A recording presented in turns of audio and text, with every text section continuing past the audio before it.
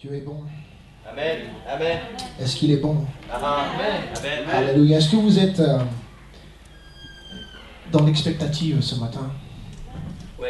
Amen. Ou est-ce que tu es venu comme un autre dimanche, te disant que tu repartiras certainement de la même manière que tu es venu? Et je ne sais pas, les vies de chacun sont différentes. Et les circonstances dans lesquelles nous passons sont différentes. Et chacun vient avec ses problèmes, ses fardeaux, ses soucis, ses tracas. Mais malgré tout, nous venons. C'est déjà bon signe que nous soyons là. Amen. Ça veut dire que d'une certaine manière, nous espérons dans le Seigneur. Nous espérons dans le Seigneur. Et c'est pour ça que la parole de Dieu est là. Pour nous éclairer. Sa parole est une lampe à nos pieds. Une lumière sur notre sentier. Amen. Si nous pouvons être dans l'expectative de la parole de Dieu, qui est vraiment un pain, une nourriture pour notre âme, nous partirons d'ici rassasiés. Et nous saurons comment aller gérer les choses qui sont là dehors dans nos vies. Amen. C'est pour ça que je vous invite à ne pas écouter un speech, mais à saisir l'Esprit de l'Éternel qui est derrière ces paroles et qui est là pour servir vos vies et vous bénir, agir en votre faveur. Tournons dans le livre de Jean, chapitre 19.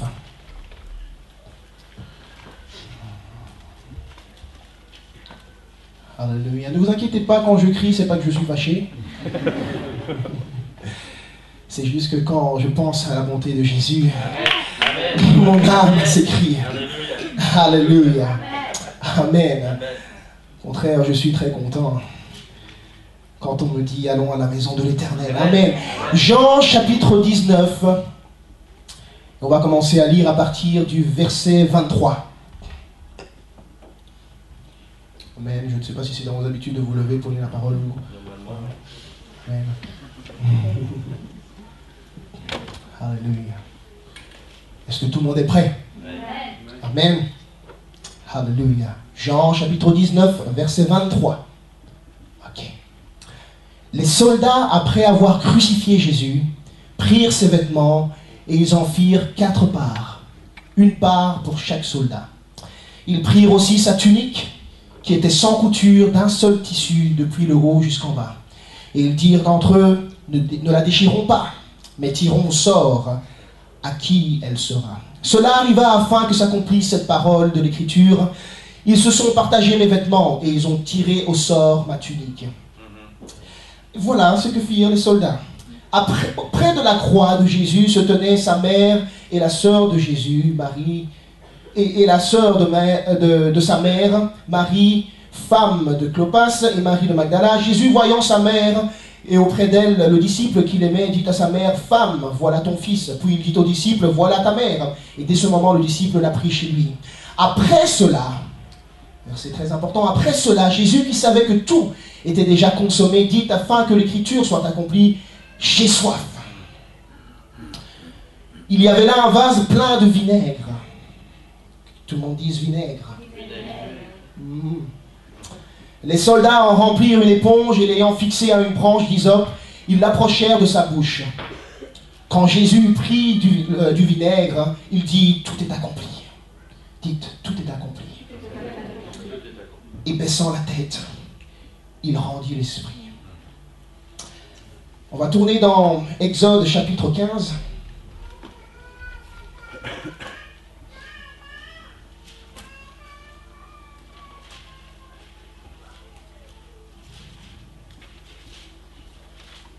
Et on va commencer à lire à partir du verset 22.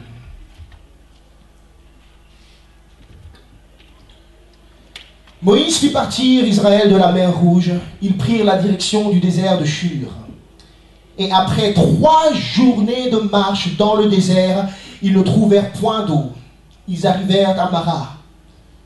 Mais ils ne purent boire de l'eau de Mara parce qu'elle était amère. Dites avec moi, amère. C'est pourquoi ce lieu fut appelé Mara, d'ailleurs. Le peuple murmura contre Moïse en disant, « Que boirons-nous » Et Moïse cria à l'Éternel, et l'Éternel lui indiqua un bois qu'il jeta dans l'eau. Dites avec moi, un bois. qu'il jeta dans l'eau. Vous comprenez rien, vous dites, mais qu'est-ce qu'il est en train de faire? Et l'eau devint douce. Il jeta le bois dans l'eau, et l'eau devint douce. Amen. Ce fut là que l'Éternel donna au peuple des lois et des ordonnances, et ce fut là qu'il le mit à l'épreuve. On va lire un dernier passage, Ruth, chapitre 1. Ça va être un peu plus long. Si vous voulez, vous pouvez vous asseoir. Sinon, restez debout.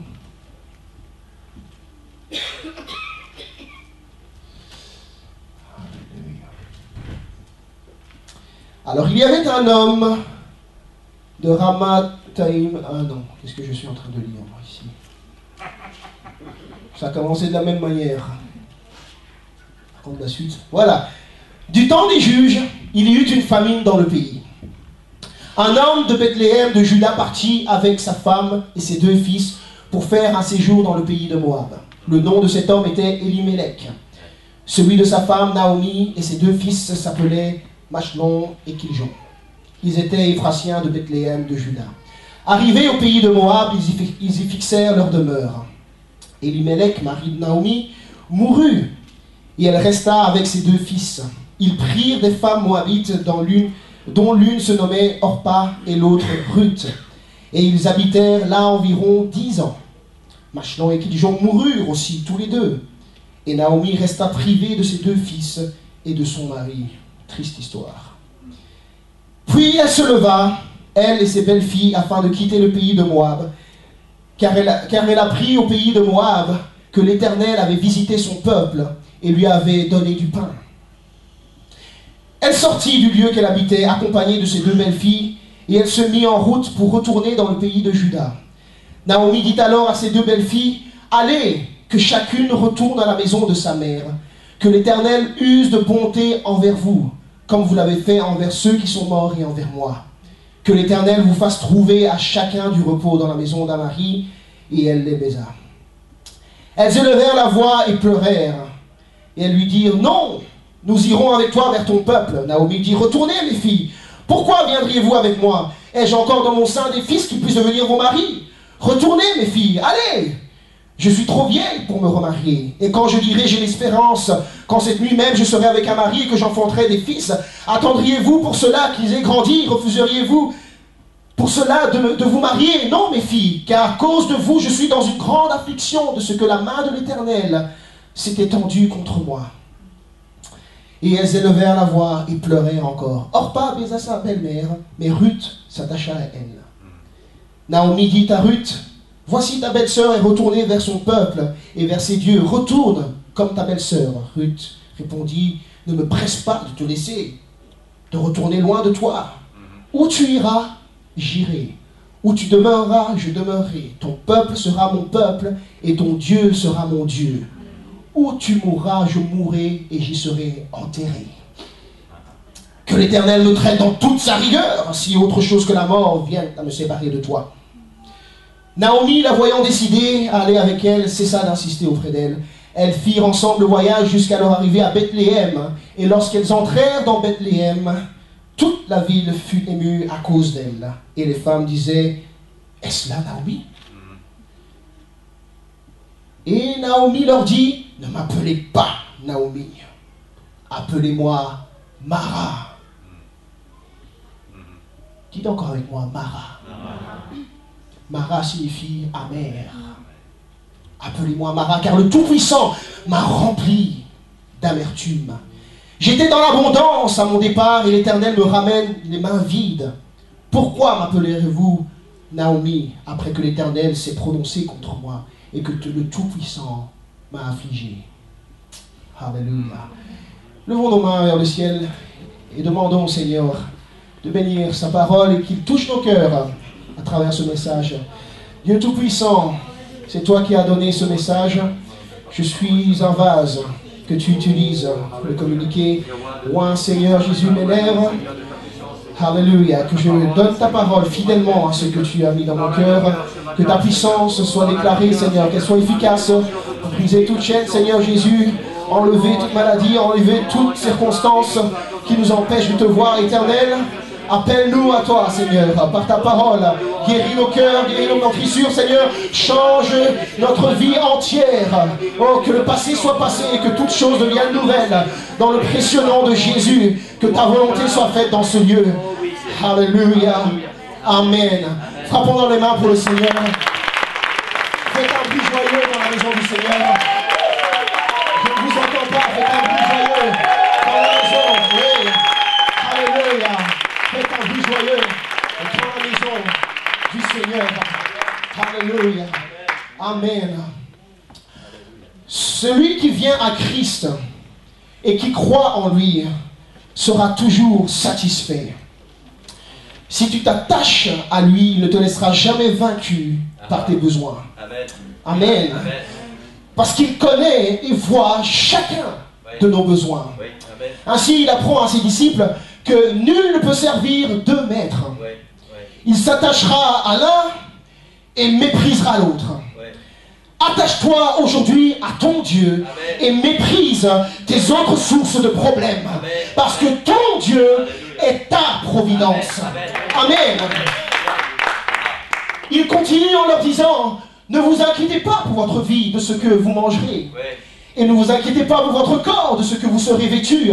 Parce que la vie, c'est bien plus que la nourriture. Et le corps, c'est bien plus que le vêtement. Considère les oiseaux du ciel. Ils ne sèment ni ne moissonnent. Ils ne font pas du stock dans les greniers. Mais votre Père céleste les nourrit. Dites avec moi, nous avons un Père. Oh, avec conviction, nous avons un Père. La création n'est pas orpheline, elle a un Père. Oh oui, le monde n'a pas été créé par le Big Bang, Big Boom, Big Bang, je ne sais pas quoi, mais Dieu est l'auteur du ciel et de la terre. Nous avons un Père céleste et il veille sur nous. Il te connaît par ton nom parce qu'il est ton Père. Il est l'auteur de ta vie. C'est lui qui t'a formé de la poussière de la terre. Dites avec moi, j'ai un Père. Oh, j'ai un Père céleste. C'est quand tu es un menteur, j'ai un Père céleste. Je ne suis pas orphelin, j'ai un Père céleste. Il ne m'a pas renié, il connaît mon nom. Il sait où j'habite et il a mon numéro de téléphone. J'ai un Père.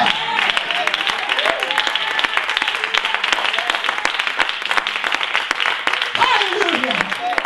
J'ai un Père céleste. Un Père terrestre peut faillir à ses devoirs, mais le Père céleste ne faillira jamais. Alléluia. Et il continue par plusieurs paroles et il leur dit, ne vous inquiétez pas de ces choses, car votre Père céleste sait que vous en avez besoin. Regarde quelqu'un dans les yeux, fais-moi plaisir. Il va falloir qu'on communique ici aujourd'hui.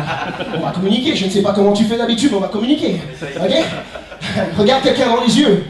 Oh, n'aie pas peur, fais-lui un grand sourire et regarde-le dans les yeux. Il ne va pas te manger, c'est un enfant de Dieu, je présume. Regarde-le. Dieu sait, dis-lui, Dieu sait. Il le sait.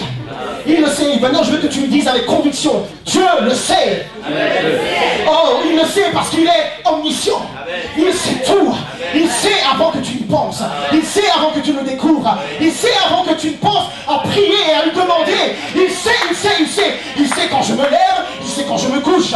Il sait quand je pleure. Il sait quand j'ai peur. Il sait quand je suis content. Il sait quand j'ai besoin de lui. Dieu sait tout.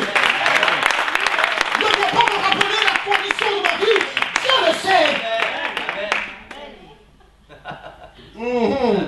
Il le sait. Il le sait parce qu'il est Jéhovah Jireh. Oh, Jéhovah Jireh. Le Seigneur pourvoira. Amen. Des fois, il faut savoir répondre aux gens par le Seigneur pourvoira. Ne viens pas me demander comment est-ce que tu vas je vais m'en sortir. Le Seigneur pourvoira. Quand le diable vient le soir pour te rappeler tous les problèmes que tu as et les circonstances désastreuses dans lesquelles tu es, tu leur dis, le Seigneur pourvoira. Car il est Jéhovah Jireh.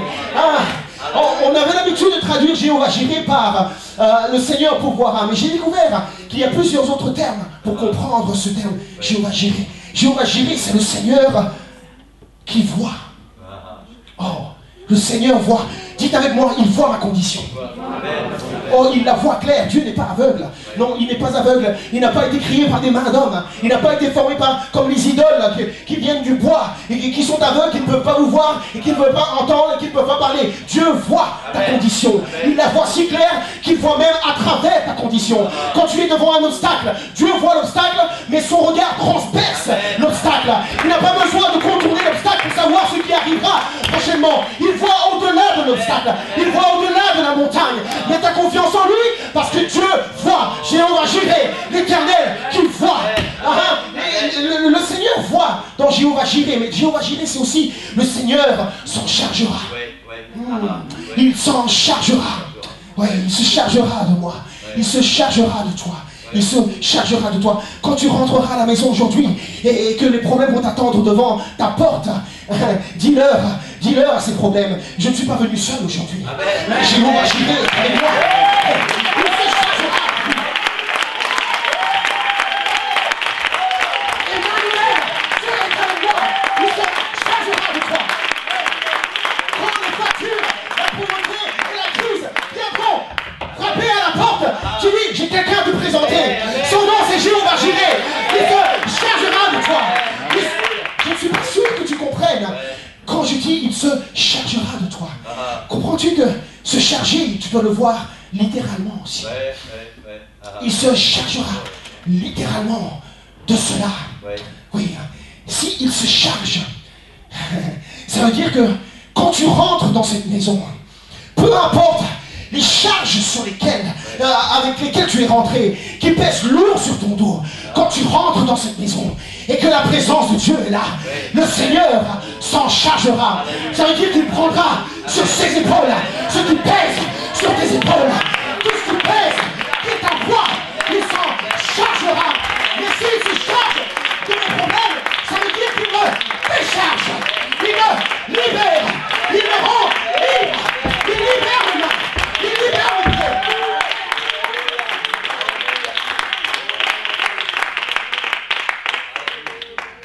Il s'en chargera. Il s'en chargera. Venez à moi, vous tous qui êtes fatigués et chargés. Et je vous donnerai quoi? Du repos. Le repos. Dernière chose que j'ai découvert, c'est Jéhovah Jireh, c'est le Seigneur, veillera à cela. Il veillera à cela. Oh, il veillera. Oh, ce soir, ferme les yeux. Ferme les yeux, repose ton esprit et fais de beaux rêves. Parce que le Seigneur veille pour toi.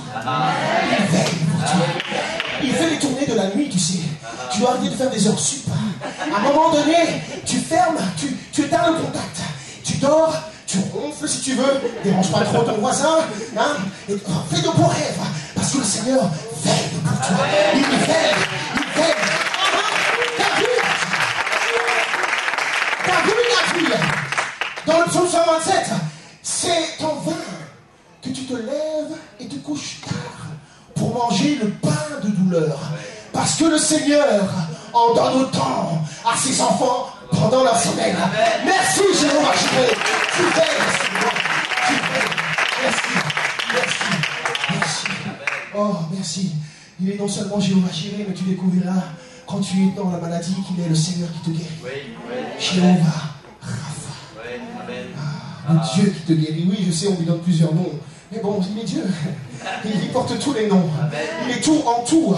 Oui, oui. Peu importe ce dont tu as besoin, je ne sais pas, mais il peut le devenir pour toi. Amen. Il est la solution. Oui, on l'appelle admirable, conseiller. Oui, du puissant Père éternel. Un prince de paix. Son nom est Jésus. Oui, il donne la vue aux aveugles. Il fait parler les muets. Il fait entendre les sourds. Il fait marcher les poissons. Et c'est tout est mort. Jéhovah Rapha. Le Dieu qui me guérit. Alléluia. Amen. Maintenant, tu dois comprendre une chose, c'est que la maladie n'a pas qu'un aspect physique, mais elle a un aspect spirituel et émotionnel aussi. Ouais. Les médicaments essayent de guérir le corps, de soigner le corps, mais ils ne peuvent soigner l'esprit. Et je n'en connais qu'un, en fait, qui est capable de soigner le corps et l'esprit en même temps. Son nom est Jésus. Ouais, c'est mon médicament à moi. Je suis en pharmacie, j'ai plein de médicaments, mais ça ne va rien. Jésus est suffisant pour moi. Il guérit mon corps et il guérit mon âme. Amen. il fait le tout, il accorde tellement d'importance à l'esprit qu'il parle radicalement. Il dit, la chair ne sert de rien. C'est l'esprit qui vivifie. Ça veut dire que si mon corps est en bonne santé, mais que mon esprit est malade, c'est comme si j'étais mort. Oui, si je me porte bien dans mon corps, je n'ai aucun problème de maladie, mais que mon cœur et mon esprit sont amers, c'est comme si j'étais mort. Oui. Et il dit, les paroles que je vous ai dites sont esprit. Alléluia. Et quiconque reçoit ces paroles-là, reçoit la vie. Amen. Amen. Reçois la parole de Dieu aujourd'hui. Tu verras que tu recevras la vie.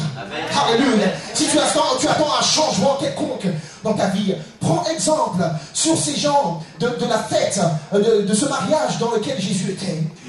Marie leur a dit, faites tout ce qu'il vous dira de faire.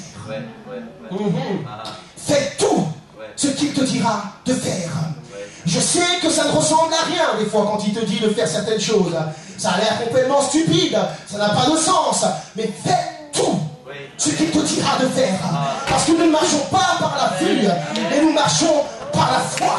Ce que nous ne voyons pas sera rendu visible par la main du Seigneur.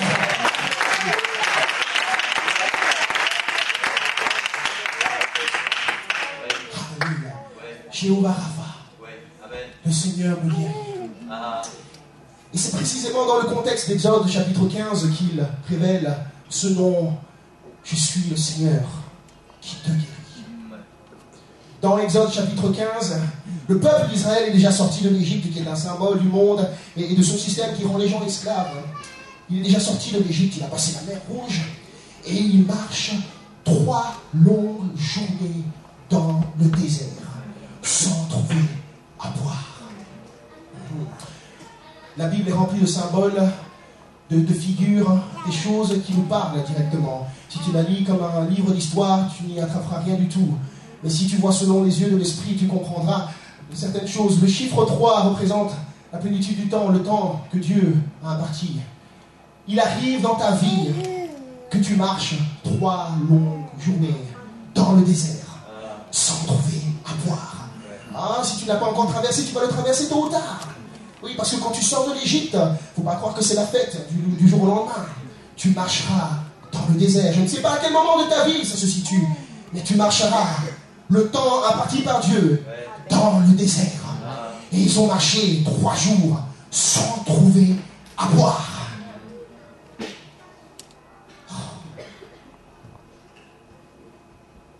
Et quand ils arrivent à Mara, après 3 longs jours, ils arrivent à Mara et ils trouvent de l'eau qu'ils veulent boire, mais cette eau est amère. Amère. Mara, l'amertume. Mara, c'est le lieu de l'amertume. Mara, c'est le lieu où tu bois d'une eau amère. Mara, si l'eau c'est la vie, Mara, c'est le lieu où tu bois d'une vie amère. Si vous me suivez, ouais. Tu bois d'une vie qui est amère. Amère. Et le peuple se réveille. Il dit, mais c'est quoi ça? C'est quoi ça? Qu'est-ce qu'on fait ici? Moïse, où est-ce que tu nous as emmenés? Oui, je sais, tu nous as fait traverser la mer Rouge. Mais c'est quoi cette eau Mara maintenant qu'on a à boire dans le désert?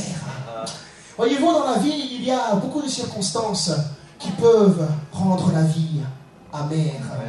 Amen. Qui peut le confirmer ici?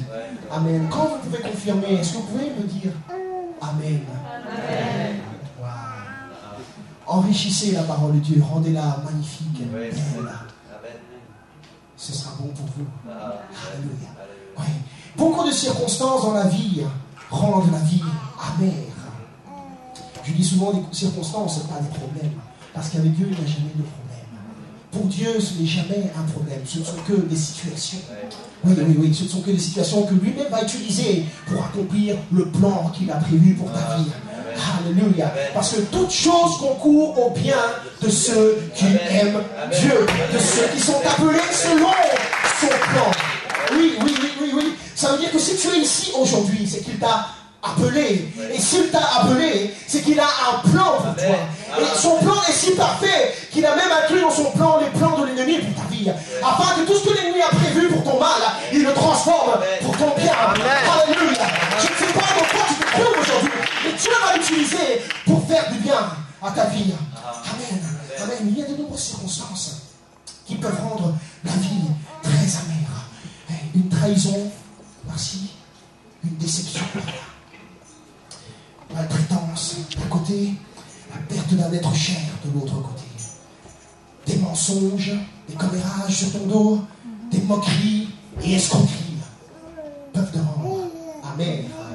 Des projets qui tombent à l'eau, des fonds insuffisants rendent amer. Oh Seigneur. Tu vois les autres réussir d'un côté, tout en te voyant toi faire des échecs répétitifs.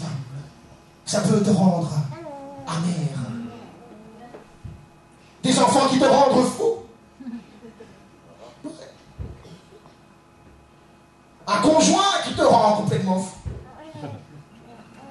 On va parler de la réalité. Ouais. Oui, oui, oui. Des disputes conjugales sans cesse. Un conjoint infidèle. Plusieurs divorces. Plusieurs remariages. Toutes ces circonstances, que tu sois coupable ou victime, parce que tout le monde n'est pas que la victime, tout le monde peut être coupable ou victime, toutes ces circonstances peuvent te rendre amer, à tel point où tu parles comme Naomi. Tu dis, ne m'appelle plus Naomi. Ne m'appelle plus Naomi. Naomi, ça veut dire agréable, belle et gracieuse. Ne m'appelle plus belle ou beau. Ne m'appelle plus gracieuse. Ne me demande pas d'être gentil. Ne me demande pas de sourire. Ne me demande pas d'avoir la joie. Ne me demande pas de frapper dans les mains. Ne me demande pas de chanter. Ne me demande pas de taper les pieds. Je vais croiser les bras. Je vais pleurer. Je vais bouder. Oui, parce que le Seigneur m'a rempli d'amertume. Je suis plein d'amertume. Pourquoi est-ce que je devrais faire comme si tout allait bien finalement? Quand l'Éternel s'est prononcé contre moi, je suis amer. Appelle-moi Mara. Appelle-moi Mara. Ah oui. Et si tu es honnête avec toi, que tu as déjà vécu ça, où tu t'es appelé Mara, tu as refusé de porter le bon nom que le Seigneur t'a donné. Jésus. Où ça ne te faisait plus de différence, où tu disais de toute façon à quoi bon ça sert, puisque la vie est quand même amère. Dans ce misère, ils auraient bien voulu boire de cette eau. Sauf qu'ils ne pouvaient pas parce qu'elle était amère. Tout comme toi, souviens-toi, l'eau c'est la vie. Tout comme toi, peut-être tu voudrais te satisfaire, te désaltérer de cette vie que Dieu t'a donnée lui-même. Il te l'a donné, mais tu ne peux pas. La volonté est là, mais la capacité n'est pas là. Parce que cette vie, sa source est amère. Et tu ne peux pas la boire toute seule. Et tu te rends compte très vite que la vie est imbuvable par elle-même. Même la nouvelle vie que Dieu te donne, il t'a sorti de l'Égypte. Mais tu ne peux pas boire de cette eau par toi-même. Parce que l'eau est amère. Elle est amère. Elle est amère. J'ai la volonté, j'ai soif, mais je ne peux pas boire. Paul a dit, le bien que je veux faire, je ne le fais pas. Et le mal que je ne veux pas faire, je le fais. J'ai soif, mais je ne peux pas boire de cette eau. J'ai des projets, mais je ne peux pas les faire, je ne veux pas les faire. Parce que je sais que ça terminera mal. C'est amer. C'est amer. J'ai des souvenirs amers. C'est amer. C'est amer. Et quand l'humanité est touchée, quand l'humanité se retrouve dans un désert avec des sources amères, quand tu es touché par l'amertume, tu es touché par l'épidémie de ce que j'appelle l'épidémie du bouc émissaire. C'est pas une nouvelle maladie, je l'ai inventée. L'épidémie du bouc émissaire. Quand tu es amer, tu cherches toujours un responsable. On l'a entendu tantôt. Tu cherches un responsable. Oui. Tout le monde veut trouver le responsable, mais personne ne veut être responsable. Oh. Oui. Et une femme dit, je te l'avais dit, il fallait pas suivre cet illuminé de Moïse. Il vient d'où d'abord? Il a fait quoi comme étude? Est-ce qu'il connaît le chemin d'abord? Au lieu de nous amener par-ci, il nous a fait traverser le désert. Et maintenant on va mourir dans le désert. Non mais c'est quoi cette histoire? Elle a déjà oublié que la mer Rouge s'est ouverte. Parce que les gens aujourd'hui disent Alléluia parce que tu as fait quelque chose de grand. Et le lendemain ils te diront oh, c'est quoi ça ici? C'est la mer. Non mais tu es qui toi? Tu viens d'où? Et un autre dit oh, on aurait mieux fait de rester en Égypte.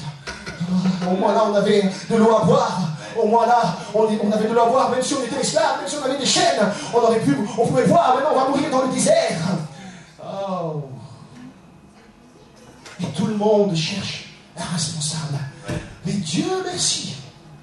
Dieu merci pour un berger comme Moïse. Oh, alléluia. Un berger comme Moïse qui ne va pas chercher un responsable, mais qui va avoir le réflexe de crier vers l'Éternel. Alléluia. Crier. Moïse a crié. Dieu, donne à boire à tes enfants.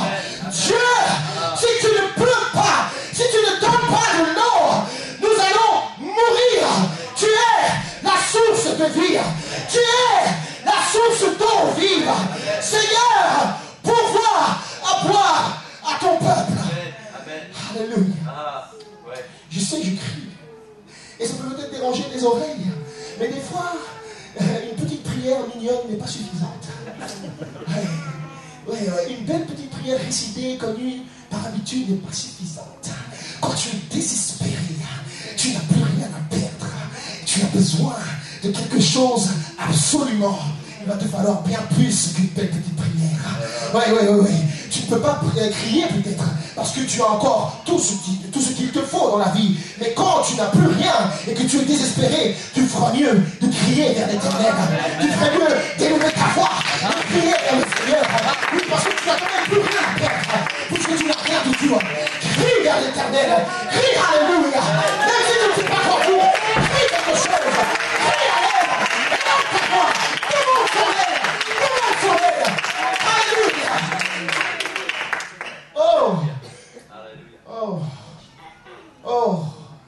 Alléluia. Oh, mais je ne sais pas prier. Oh, mais je ne sais pas quoi dire.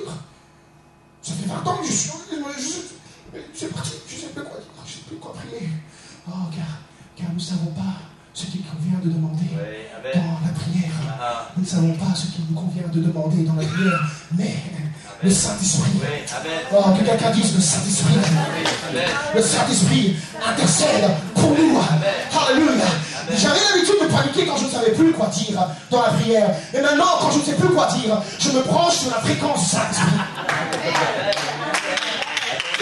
Branche-toi sur la fréquence du Saint-Esprit. Laisse le Seigneur prendre le contrôle. Parce qu'il sonde ton cœur. Il sonde tes pensées. Et l'Esprit intercède en faveur de toi, devant le trône de Dieu. Afin que ce que tu ne comprends pas, lui-même l'invoque devant le Seigneur. Et le Seigneur qui connaît ton cœur va répondre la bénédiction dans ta vie. Il t'amène dans ce lieu. Il t'amène dans ce lieu. Il t'amène dans ce lieu. Il t'amène dans ce lieu. Alléluia. Alléluia. Ah oui. Le Saint-Esprit doit prendre le contrôle. Doit prendre le contrôle. Si tu es là et que tu ne sais plus quoi dire dans tes prières, il est temps que tu laisses l'Esprit de Dieu prendre le contrôle. Si tu cries, c'est pas grave. Si tu déranges ton voisin, c'est pas grave. La même bénédiction qui est sur toi tombera sur lui aussi. Pas besoin d'avoir honte, ni d'avoir peur. Nous sommes tous dans le même cas. Il y a juste que nous mettons des masques. Nous faisons comme si tout allait bien. Nous avons tous besoin du Seigneur. Tous besoin de la source. Nous avons tous besoin de lui. Oh, que quelqu'un crie vers le Seigneur. Que quelqu'un crie vers le Seigneur. Si tu as besoin, tu es désespéré et plus rien à perdre, crie vers lui. N'aie pas honte, n'aie pas peur. Crie vers lui. L'Éternel est ton aide. Il est ton bouclier. Il est ton rempart. Il est ta toute forte. Il est ta providence. Crie vers lui. Il agira. Il agira. Il agira. Il agira. Il agira. Il agira. Il agira. Alléluia. Alléluia. Et les réponses du Seigneur sont assez surprenantes. Alléluia. Combien de vous savez que Dieu a des réponses surprenantes? Je veux dire, quand tu viens avec tes problèmes et que le pasteur te dit on va prier, tu dis quoi? On va prier? C'est tout? Quoi? C'est tout? T'as rien d'autre à faire? Mais t'as confiance en Dieu, quoi? C'est tout? C'est tout ce qu'il faut faire? Ah, moi je pensais qu'il fallait faire plus de choses que... Mais la réponse de Dieu est assez surprenante. Il dit à Moïse, tu vois ce bois-là? J'ai trouvé mon bois. Je vais l'utiliser. Tu vois ce bois-là? Prends-le. Prends-le. Jette-le dans l'eau. Moïse prend le bois. Et il le jette dans l'eau. Il le jette dans l'eau. Et l'eau amère devient subitement douce. Oh. Intéressant. L'eau, la vie, ok, la vie, l'eau amère, oui, je comprends que la vie est amère parce que les choses sont difficiles et on passe par des circonstances. Je comprends très bien, je comprends très bien. Je sais que Dieu est capable de tout faire, je sais qu'il est capable de tout faire, capable de changer l'eau amère en eau douce. Mais bon sang, qu'est-ce qu'il vient faire ici dans cette histoire, ce bois? Qu'est-ce qu'il vient faire ici, dans ma vie? Qu'est-ce que ça a à voir avec ma vie, ce morceau de bois? Dans ma vie? Tu te poses la question? Merci d'avoir posé la question. Le Seigneur parle. Le Seigneur a une parole pour quelqu'un. Le Seigneur a une parole pour quelqu'un. Le Seigneur veut que tu saches que ce morceau de bois est bien plus qu'un morceau de bois. Amen. Ce morceau de bois préfigurait ce qui allait se passer 2000 ans, il y a 2000 ans, quand le Sauveur du monde allait être crucifié sur un morceau de bois. Oui. Ce morceau de bois qui transforme l'eau amère en eau douce te montre en réalité comment est-ce que la croix du calvaire est capable de transformer une vie amère en une vie douce.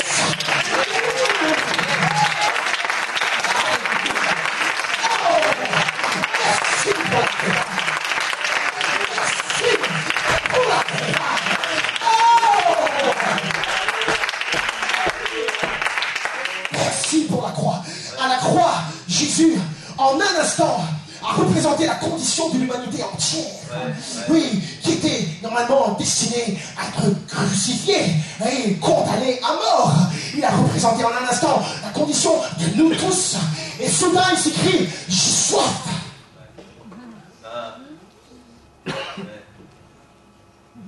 J'ai soif. J'ai soif. Et la seule chose que le monde a été capable de lui donner, c'était du vinaigre. Une eau amère.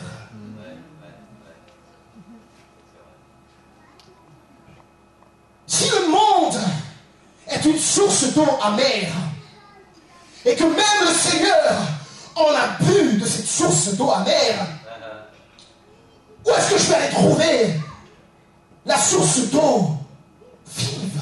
Où est-ce que je vais aller trouver cette eau douce dont j'ai besoin? Et ce serait triste pour nous autres chrétiens si Christ n'avait fait que boire de cette eau sans nous dire où on pourrait trouver cette eau douce. Mais soudain, un soldat est arrivé. Il est arrivé avec sa lance. Oh, c'est pas une lance. Il est arrivé avec sa lance. Et au lieu de briser les pieds de Jésus, il a contourné ça. Et il a planté sa lance dans le côté de Jésus. Et immédiatement, du sang et de l'eau sont sortis de son côté. Oui. Du sang et de l'eau. Du sang et de l'eau. Jésus sur la croix. C'est Jésus qui l'écrit là-dessus. Magnifique. Le Seigneur a bien prévu ça. Tout déroule. Ah oui. C'est parfait qu'il soit rouge en plus. Du sang et de l'eau sont sortis de son sein. Le sang couvre mes péchés et empêche l'ange de la mort de venir ôter ma vie et de me crucifier sur la croix. Mais l'eau qui est sortie, c'est l'eau vive, c'est l'eau douce dont j'ai besoin. Oui, parce que Jésus est la source de vie. Jésus est la source que tu cherches. Il est la réponse à ton besoin. Il répond de ton nom. Il nous a dit le nom.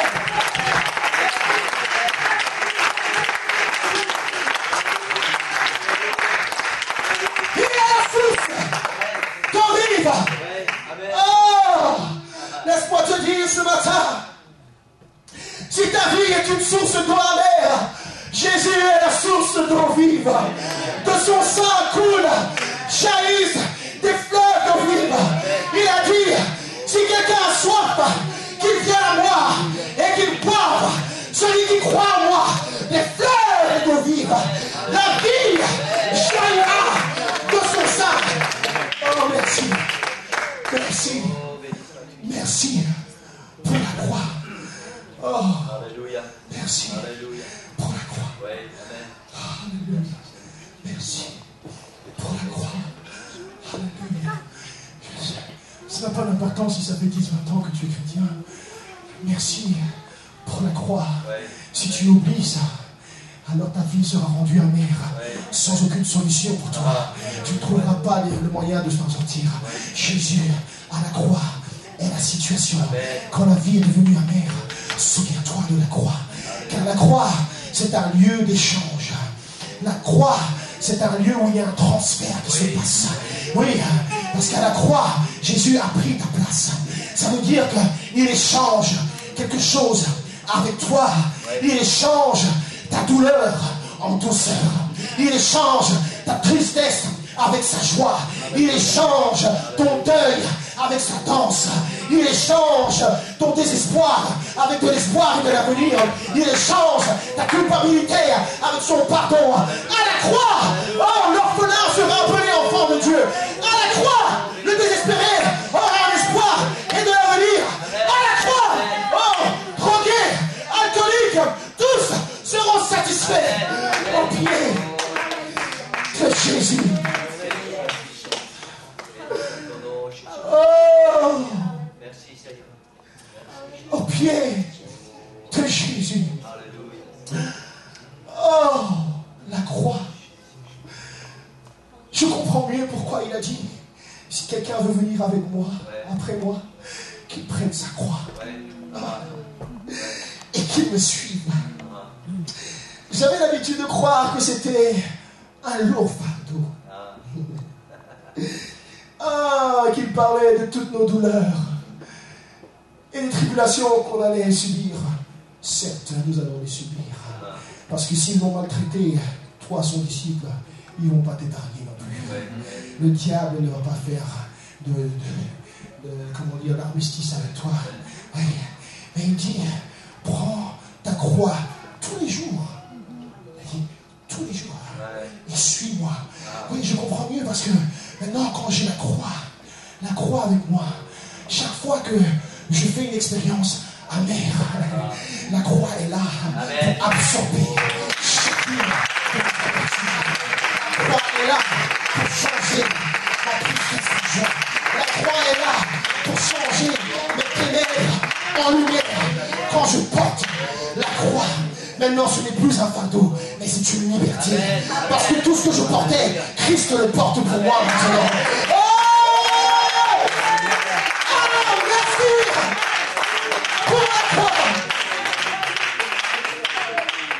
Merci pour la croix. Je porterai cette croix tous les jours de ma vie. Je n'oublierai pas ce message. Je n'oublierai pas ce qu'il a fait sur la croix. C'est quand nous oublions la source même de notre foi que nous nous égarons dans de multiples problèmes qui deviennent des cercles vicieux. Mais la croix est là aujourd'hui. La croix est encore disponible. Après bien plus de 2000 ans, il est encore disponible. Le sang qui coule a couvert nos péchés. Oh, tu pensais que tu devais être parfait pour atteindre son trône. Mais maintenant, le sang couvre ton imperfection. Et il te voit avec un regard qui te justifie. Les yeux de Dieu sont posés sur toi. Il ne t'a pas renié. Si tu as oublié la croix, l'occasion, c'est aujourd'hui de te souvenir à nouveau de l'importance de la croix. À la croix, il a absorbé toutes les amertumes, une par une. Il a de son sein coule des fleuves d'eau vive. Et que je puisse boire. Et que je retrouve la vie que j'avais auparavant. Amen. Amen. Le Seigneur m'a montré quelque chose. Je veux que vous le leviez.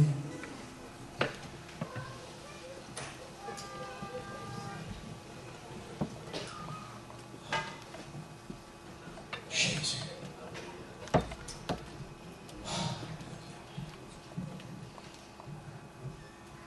Nous, êtres humains, nous sommes comme des éponges. Dans la vie que nous vivons, nous absorbons tout. Que nous nous en rendions compte ou pas, nous absorbons tout. Tout ce que tu regardes à la télé, tu l'absorbes. Inconsciemment, tu l'absorbes. Comme une éponge. Tu absorbes. Tu mets un être humain X dans tel pays, il va s'imprégner de toute la culture, des habitudes, de l'état d'esprit de ce pays. Tu le mets dans un autre pays, le même, il va changer parce qu'il va absorber toutes sortes de nouveautés, toutes sortes de choses. Et ce monde nous donne toutes sortes de choses amères à absorber. Si tu passes ton temps à la télé à regarder des séries inintéressantes, tu dis oh mais bon c'est pas intéressant. Je te promets que ce qui te montre, ton esprit l'absorbe. Ils sont en train de te montrer que ce qui se passe dans cette télé se passe dans ta vie. Si ce sont les tromperies, tu vois ta vie comme une tromperie. Si ce sont les mensonges, tu vois ta vie comme un mensonge. Si c'est l'infidélité, le sexe, la drogue et l'alcool, tu vois le monde noir. Ce monde.